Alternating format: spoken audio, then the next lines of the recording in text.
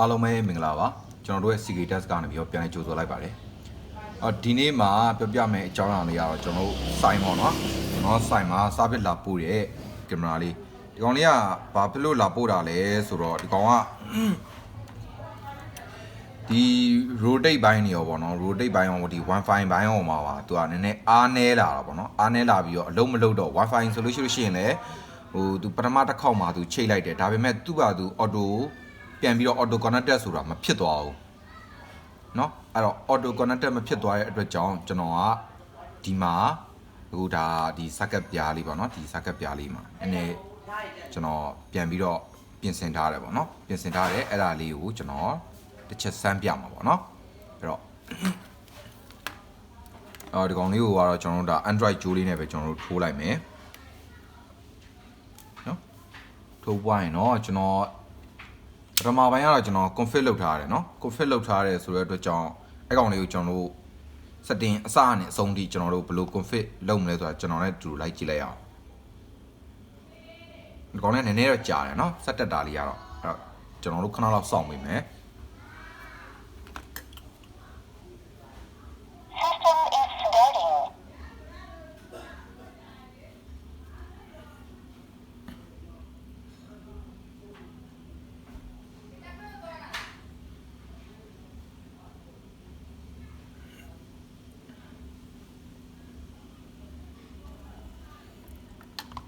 သူဒါသူ system run နေရပါတော့ကင်မရာသူ360 Wi Fi connecting နေပါပြီသူကြောက်တယ်ဒါကတော့ကျွန်တော်အရင်ကကျွန်တော်အခုဒါ socket ပြားလေးကိုပြင်ပြီးတော့ကျွန်တော်စမ်းထားတာပါเนาะ Wi-Fi connected เนาะ connected ဖြစ်သွားတယ်အဲ့တော့အရင်ကကျွန်တော်စီလာတော့ connected လုံးဝမဖြစ်ဘူး connected လုံးဝမဖြစ်ပဲねဒီကိုတခါလေးကြောက်လို့ရှိရင်အတန်တော်မှပျောက်သွားအတန်တော်မှပျောက်ပြီးတော့အတန်လည်းလုံးဝမလာတော့ဘူးเนาะအဲ့တော့အဲ့လိုမျိုးလေးကိုကျွန်တော်ပြင်ထားတယ်အဲ့တော့ဒီကောင်လေးကိုကျွန်တော်တို့ reset အရင်ဆုံးလုပ်လိုက်ရအောင်เนาะအစနေကျွန်တော်အဆုံးထိကျွန်တော်တို့ config ပြန်ပြီးတော့ချိန်မယ်ပေါ့เนาะအဲ့တော့ကျွန်တော်တို့ reset လုပ်ဖို့အတွက်ဆိုလို့ကျွန်တော်ဒီ cloud လေးကိုကျွန်တော်တို့တစ်စက်ခဏလောက်နှိပ်ပေးလိုက်မယ် Restore factory default settings Okay เนาะ restore to restore လုပ်ပွားရဆိုလို့ရှိရင်တော့ကျွန်တော်တို့ဒါ default ဖြစ်သွားပြီ default ဖြစ်သွားပြီကျွန်တော်တို့ config လုပ်ခဲ့တဲ့ပုံစံမျိုးမရှိတော့ဘူးเนาะအဲ့တော့ကျွန်တော်တို့တွေကဖုန်းလေးနဲ့ကျွန်တော်တို့ကဒီကောင်အရင်ဆုံးကျွန်တော်တို့ pairing လုပ်မှာပေါ့เนาะကျွန်တော်တို့ချိန်မယ်အရင်ဆုံး access point ready เนาะ access point ready တဲ့ AB move ကသူ ready ဖြစ်သွားပြီအဲ့တော့ကျွန်တော်တို့เนาะကျွန်တော်တို့မှာဖုန်းလေးနဲ့ကျွန်တော်တို့တွေကဘယ်သွားမလဲကျွန်တော်တို့ဟိုဥစား software တစ်ခု download ဆွဲရမယ်เนาะ software တစ်ခု download ဆွဲဖို့အတွက်ဆိုကျွန်တော်တို့ Play Store ကိုသွားမယ် Play Store ကိုသွားပြီးရင်တော့ကျွန်တော်တို့ဒီမှာ search bar တွေမှာကျွန်တော်တို့ V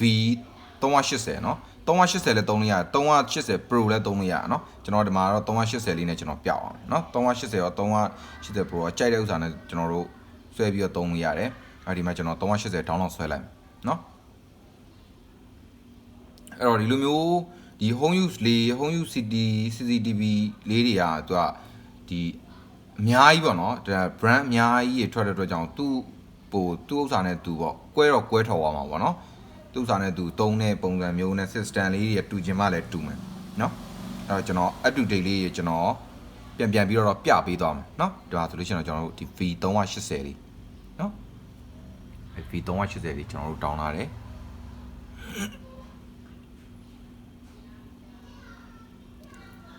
โอเคဒါဆိုလို့ရှိရင်ကျွန်တော်တို့ open လေးနဲ့ကျွန်တော်တို့သွားလိုက်เนาะ open နဲ့သွားတဲ့အချိန်မှာကျွန်တော်တို့ Wi-Fi ကိုကျွန်တော်တို့မသုံးတော့เนาะကျွန်တော်တို့ Wi-Fi ကိုကျွန်တော်တို့မသုံးတော့ဘူးမသုံးတော့ဘဲနဲ့ကျွန်တော်တို့ဒီမှာเนาะ CCTV ရဲ့ Wi-Fi ကိုကျွန်တော်တို့သွားချိတ်လိုက်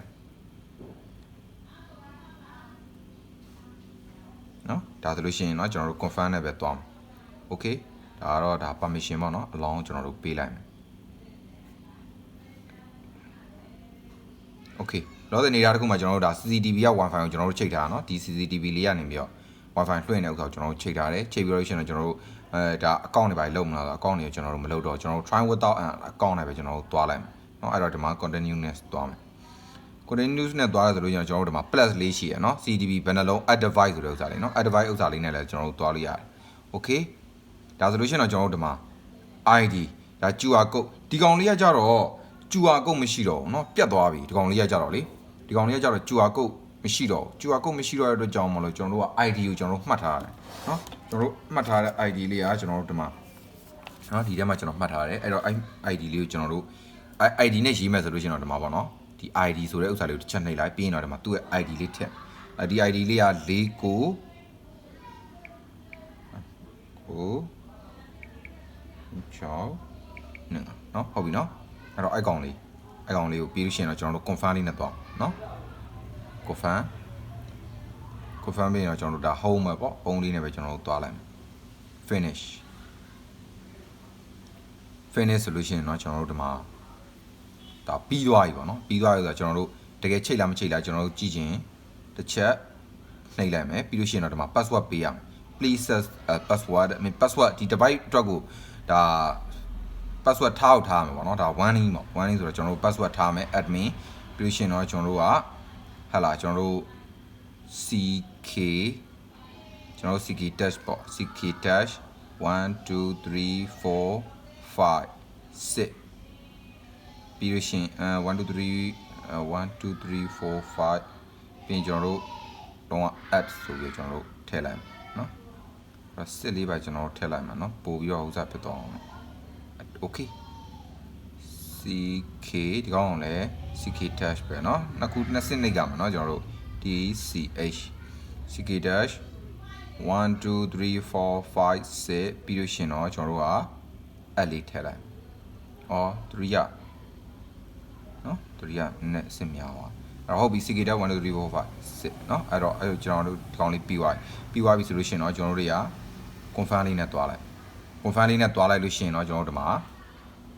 ဒါဆိုလို့ရှိရင်တော့ကျွန်တော်တို့ဒါ config ပေါ့နော်ရိုးရိုး config ပြီးသွားပြီဒီ Wi-Fi ချိတ်နေတဲ့ပုံစံမျိုးလေးကကျွန်တော်တို့ဒါ CCTV လွှင့်တဲ့ Wi-Fi နဲ့ကျွန်တော်ဖုန်းနဲ့ဒါတိုက်ရိုက်ပဲရှိသေးတယ်ကျွန်တော်တို့ internet နဲ့မရှိသေးဘူးเนาะအဲ့တော့ internet မရှိတဲ့အတွက်ကျွန်တော်တို့ဘယ်နေရာတော့ကျွန်တော်တို့ဒါကြည့်လို့ရသေးမှာမဟုတ်သေးဘူးဘာဖြစ်လို့လဲဆိုတော့သူ့ local network အချင်းပဲသူတို့ချိတ်ထားတဲ့အတွက်ကြောင့်ကျွန်တော်တို့ local network အချင်းပဲကျွန်တော်တို့ကြည့်လို့ရသေးတယ်เนาะဒါဆိုလို့ရှိရင် rotate လေးเนาะကင်မရာလေးက rotate လေးဖြစ်နေပြီเนาะကျွန်တော်ဒီမှာစကားပြောမယ်ဆိုလို့ရှိရင်တော့ဒီမှာ speaker နဲ့ပေါ့နော် hello နော်ဒါ hello ပေါ့ဒါ hello သူအပြန်အလှန်စကားပြောလို့ရတယ်နော်ဒီမှာနားထောင်မယ်ဆိုလို့ရှိရင်တော့ကျွန်တော်ဒီ speaker လေးဖွင့် hello နော်ဒါဆိုလို့ရှိရင်တော့ဖုန်းကနေမှကျွန်တော်တို့ပြန်ကြားရတယ် okay အဲ့ဒါဆိုလို့ရှိရင်တော့ကျွန်တော်တို့တွေကအပြင်သွားမယ်ပေါ့ကိုဒီကောင်လေးကို internet ချိတ်ထားမယ်ကျွန်တော်တို့ကလည်းအပြင်ကနေပြီးတော့ဘယ် internet တစ်ခုနဲ့ဟာလာနိုင်ငံခြားတွေပါ overseas တွေပါသွားတယ်ပဲထားအဲ့လိုမျိုးသွားနေတဲ့အချိန်မှာကျွန်တော်တို့ဒါကြည့်မယ်ပေါ့နော်ကိုယ့်ရဲ့ဒီအိမ်ရဲ့ security ကျွန်တော်တို့ကြည့်မယ်ဆိုလို့ရှိရင်တော့ကျွန်တော်တို့တွေကဘာလုပ်ကြမလဲဆိုလို့ရှိရင်အခုဒီကောင်လေးကိုကျွန်တော်တို့ပြန်ထွက်လိုက်နော်ပြန်ထွက်မယ်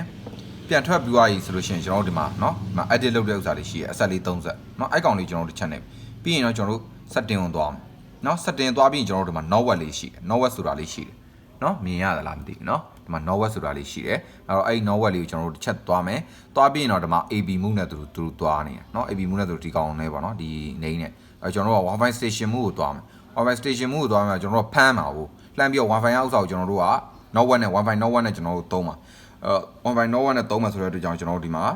down arrow လေးကိုတစ်ချက်နှိပ်လိုက်မယ်နှိပ်လိုက်ရဆိုလို့ရှိရင်တော့ကျွန်တော်တို့ဒီနားမှာဘယ် Wi-Fi နေရတယ်ဆိုတော့ဒါဆိုလို့ရှိရင်တော့ကျွန်တော်တို့ CK tab เนาะ CK tab အဲ့တော့အဲ့ CK tab လေးနဲ့ကျွန်တော်တို့ join မယ်ပေါ့เนาะ internet access မိသွားအောင်လို့အဲ့တော့ကျွန်တော်တို့ဒီမှာတစ်ချက်နှိပ်မယ်နှိပ်ပြီးရင်တော့ကျွန်တော်တို့ကျွန်တော်တို့ CK tab ရဲ့ password ပေါ့เนาะ password လေးကျွန်တော်တို့နှိပ်လိုက်เนาะ